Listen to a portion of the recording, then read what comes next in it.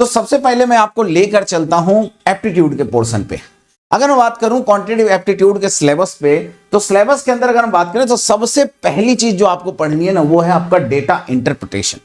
DI पढ़ लो my dear, DI पढ़ लो। DI में क्या करना है, आपको सिर्फ इसके मेथड को देखना है। तो डीआई में ज्यादा फोकस करना पाई चार्ट, ध्यान रखना बहुत सारा होता है डीआई के अंदर, लेकिन कोशिश करना पाई चार्ट अच्छे से एक बार देख लो। पाई चार्ट नथिंग बट कुछ नहीं है, परसेंटेज है। तो सेकेंड चैप्टर जो होगा हमारा वो होगा परसेंटेज, ठीक है ना। अगर आप एप्टीट्यूड कर रहे हो तो मैं आपको बोलूंगा आप परसेंटेज करो, परसेंटेज कर लो, डीआई कर लो, फिर परसेंटेज करोगे डीआई अपने आप हो जाएगा, ठीक है ना। डीआई के अंदर बस एक आध दो क्वेश्चन 10 क्वेश्चन लगा लेना, ठीक है ना, आपका काम हो जाएगा, ठीक है ना। तो पहला टॉपिक आप याद रखना परसेंटेज, सेकंड टॉपिक याद रखना DI, data interpretation. Now the third topic is PNC. ये वो टॉपिक है जिसको पढ़ना नेसेसरी है। क्यों? क्योंकि इससे प्रोबेबिलिटी सॉल्व होती है, आपको इंजीनियरिंग मैथमेटिक्स में भी इससे हेल्प मिलेगा।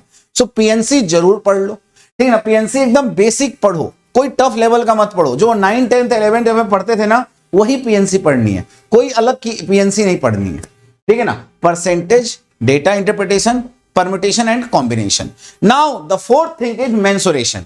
सर मेंसुरेशन में क्या पढ़ें? देखो मेंसुरेशन में आ जाता है और बहुत इजी क्वेश्चन आता है। जैसे आपको सरफेस एरिया के बारे में पता होना चाहिए, आपको एरिया के बारे में पता होना चाहिए, आपको वॉल्यूम के बारे में पता होना चाहिए। ये बेसिक टर्म जो है ना, ये आपको नंबर दिला देगा 2 नंबर। तो प्लीज इस पे भी फोकस करो। मेंसुरेशन के बेसिक फॉर्मूले कि एरिया क्या है इस चीज का, ठीक है ना, हर एक चीज का। स्फेयर का वॉल्यूम क्या होता है, रेक्टेंगल का एरिया कैसे देखते हैं, रेक्टेंगल का सरफेस एरिया कैसे देखते हैं, ठीक है ना, कोन का वॉल्यूम कैसे देखते हैं, बहुत सारी चीजें हैं। तो आपको मेंसुरेशन करना है। तो ये 4 बातें नोट कर लो एप्टीट्यूड से, ठीक है ना। ये 4 बातें, पहली चीज परसेंटेज पढ़ना है, दूसरी बात आपको डीआई करना है। एग्जाम के बाद खुद ही आकर कमेंट करके कहना कि आया कि नहीं आया। बिल्कुल आएगा, मैं लिख कर दे रहा हूं, बहुत इसके पीछे आपको रिसर्च करके बता रहा हूं। पीएनसी कर लेना, आपको बहुत फायदा मिलेगा, मैथ के अंदर भी फायदा मिलेगा। इसके बाद मेंसुरेशन, मेंसुरेशन में कोई क्वेश्चन करने की ज्यादा जरूरत नहीं। अगर आप करना चाहते हो 4, 5, 6 क्वेश्चन कर लो, गेट के प्रीवियस ईयर काफी है। आपको सिर्फ फॉर्मूले पता होने चाहिए, ध्यान रखो, ठीक है ना। एक चीज आप ऑब्जर्व करोगे कि जब आप ये 4 टॉपिक कर लोगे ना, तो आपके अंदर कॉन्फिडेंस बूस्टअप होगा। रीजन, क्योंकि एप्टीट्यूड से करीबन 8 नंबर का आता है, लिटरली बता रहा हूं 8 नंबर का एप्टीट्यूड आता है। अब इसके बाद आते हैं एनालिटिकल एप्टीट्यूड, ठीक है ना। ये था क्वांटिटेटिव एप्टीट्यूड, अब एनालिटिकल एप्टीट्यूड जिसके अंदर रीजनिंग की बात होती है। अब आपको पता है ना रीजनिंग भी आता है। जी सर, रीजनिंग में 2 चीजें कर लो। पहला एनालॉजी, एनालॉजी बहुत अच्छे से ध्यान दो। देखो एक चीज बताऊं, इंजीनियर हो, तुम्हारे रग रग में बैठा होगा रीजनिंग। रीजनिंग हर इंजीनियर को आती है, ठीक है ना। एनालॉजी एक बार देख लो कैसे करने हैं क्वेश्चंस, क्या है फंडा, सारी चीजें। इसके साथ साथ दूसरी चीज न्यूमेरिकल रिलेशन एंड रीजनिंग। ये क्या होता है? अरे यार एकदम बेसिक चीज, सीरीज दे देगा तुम्हें, ठीक है ना। तुम्हें जैसे कि वोवेल वो दे देगा AEIO, आगे क्वेश्चन मार्क, बताओ क्या है। तो आपको एकदम बेसिक चीजें देखनी है, कोई सीरीज दे देगा उस पर फोकस करना है, ठीक है ना। नंबर सीरीज जो होता था, तो बहुत बेसिक चीज है मेरे भाई, आप इस पे फोकस कर लो ध्यान से। एनालॉजी एंड न्यूमेरिकल रीजनिंग, ठीक है। रीजनिंग हो गया जी सर। अब स्पेशल एप्टीट्यूड में ये तो सबसे आसान चीज है, पता नहीं बच्चे इतने क्यों टेंशन लेते हैं इसको।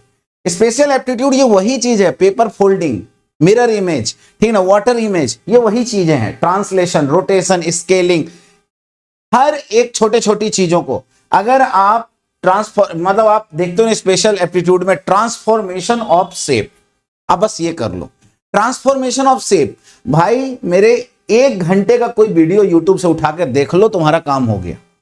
तुम फालतू में टेंशन ले रहे हो, 1 घंटे का वीडियो उठाकर देख लो, काम हो गया मेरे भाई। फिर से बता दे रहा हूं, परसेंटेज, डेटा इंटरप्रिटेशन, उसके बाद PNC, permutation combination, then mensuration, ये 4 टॉपिक, ठीक है ना। परसेंटेज में ज्यादा टाइम लगेगा, डीआई बहुत आसान है, परसेंटेज करोगे डीआई हो जाएगा। पीएनसी में थोड़ा सा टाइम लगेगा, फिर उसके बाद मेंसुरेशन का सिर्फ फॉर्मूला पढ़ना है, फिर एनालॉजी के बस तरीके देखने हैं, न्यूमेरिकल रीजनिंग इसका भी तरीका देखना है, क्योंकि क्वेश्चन तो वही वो आएगा नहीं जो तुम पढ़ के जाओगे, तो तुम्हारी प्रैक्टिस वही होगी। तुम कितनी भी प्रैक्टिस कर लो, तुम्हारा फिर भी प्रैक्टिस वही होगा। ट्रांसफॉर्मेशन ऑफ शेप 1-2 घंटे का कोई वीडियो होगा, यूट्यूब पे जाकर देख लो, बता रहा हूं काम हो जाएगा। अब आते हैं, इतना सब कुछ होने के बाद आपको पता है 2 नंबर की इंग्लिश आती है, ठीक है ना, 2 नंबर की आती है। इसमें आपको बेसिक वोकैबुलरी करना है, ठीक है ना। अगर आपकी इंग्लिश अच्छी है, मैं आपको फिर से बोल रहा हूं, अगर आपकी इंग्लिश 12th क्लास तक अच्छी रही है तो आपको वो भी टेंशन लेने की जरूरत नहीं है, क्योंकि बेसिक क्वेश्चन आते हैं, हो जाता है। किसी ने अगर वर्ड पावर मेडिजी एक बुक आती है, ठीक है ना, अगर आपने वहां से कभी कभी पढ़ा है, कभी भी पढ़ा है, कभी भी अपनी इंग्लिश सुधारने के लिए पढ़ा है उससे, तो आपका तो वैसे भी क्वेश्चन हो जाना है, ठीक है ना। बट अगर किसी को बिल्कुल कुछ नहीं आता, इंग्लिश जीरो है उसका, जीरो इंग्लिश बहुत लोगों का होता है, लेकिन अगर आपका इंग्लिश जीरो है माय डियर, तो मैं आपसे बोलूंगा बेसिक वोकैबुलरी के अंदर आपको सिनोनिम्स, एंटोनिम्स, इडियम फ्रेजेस, इन सब चीजों को फोकस कर लो, काम हो जाएगा, ठीक ना। लिटरली बता रहा हूं, क्यों? क्योंकि तुम तुक्का भी मारोगे ही, गारंटी तुक्का मारोगे, ठीक ना। लेकिन जिसका थोड़ा इंग्लिश सही होगा वो काम कर जाएगा, जो पढ़ के गया होगा थोड़ा भी antonyms, synonyms, previous year question ही पढ़ के गया होगा, उसका मीनिंग पढ़ के गया होगा, उसका मतलब पढ़ के गया होगा, उसका नहीं गलत होगा इंग्लिश। इंग्लिश का टफ नहीं आता है गेट में, ठीक है ना, ध्यान रखिएगा। तो ये 8 चीज एक बार और बता रहा हूं, percentage, data interpretation, permutation combination, mensuration का फॉर्मूला, एनालॉजी, न्यूमेरिकल रीजनिंग जिसके अंदर सीरीज वगैरह देखना है, ट्रांसफॉर्मेशन ऑफ शेप, यूट्यूब पे वीडियो देख लेना, एंड बेसिक वोकैबुलरीज। बस इतनी चीजें कर लो, मैं लिख कर देता हूं,